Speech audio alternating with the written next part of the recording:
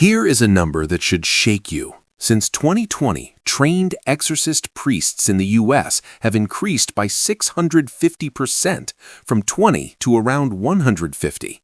Pope Leo XIV summoned global exorcists to the Vatican in March 2026. The question is, why? And what does Latin have to do with it? Latin is not just a liturgical preference, it is a formidable barrier against demonic influence. Unlike modern English, Latin is a dead language. That is a strength. A dead language cannot be distorted by passing trends or cultural shifts. Its meanings are fixed. When a demon hears Latin, it does not hear the slang of 2026. It hears the same authoritative voice the Church has used for 2 millennia. Pope St. John XXIII declared in Veterum Sapientia, 1962, the Latin language has been consecrated through constant use by the Apostolic See. Exorcism is a sacramental, a prayer of command, not magic.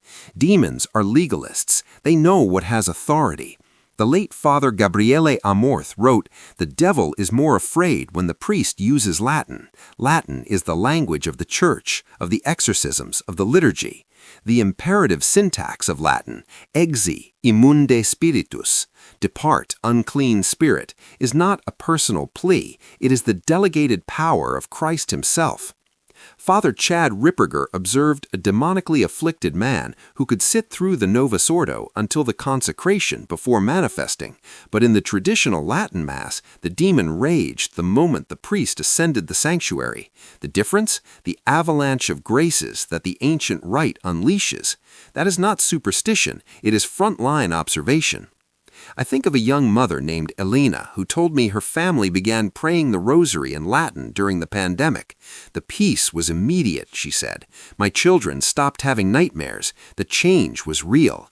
Stories like hers are multiplying. In 2026, young Catholics are flocking to the Latin Mass.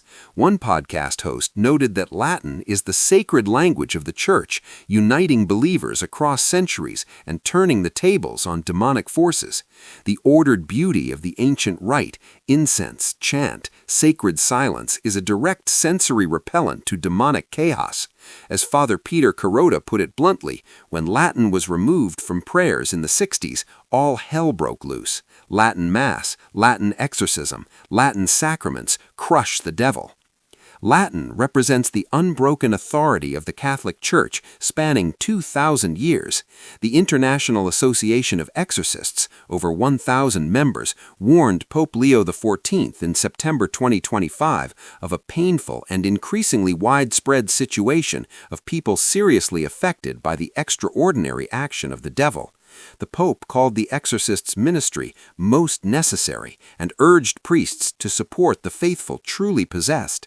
Here's your practical takeaway. You do not need to be an exorcist. Pray the rosary in Latin. Learn the Pater Noster and Ave Maria. Attend the traditional Latin Mass when you can. Use sacramentals blessed by a priest. As Father Ripperger noted, we are fortified as we return to the ancient weapons of our faith. Latin is not a relic of the past, it is a shield for the present. In an era of rising occultism and spiritual confusion, the ancient tongue remains a formidable barrier against the darkness. Let us reclaim it.